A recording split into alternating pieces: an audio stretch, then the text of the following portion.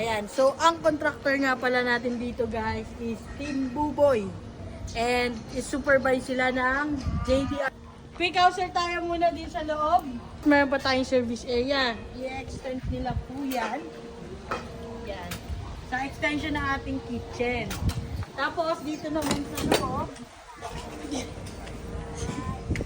Ayan!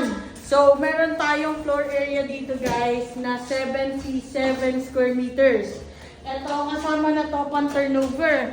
In-accept nila ng ganito kasi talaga namang ipaparenovate po nila yung interior. Living area natin, yan, spacious siya, mataas yung floor to ceiling height natin. Meron tayong toilet and bath dito. So, imagine guys, napakaganda talaga na ito pagtapos. Ang ganda ng plano nito. Dito talaga sa second floor.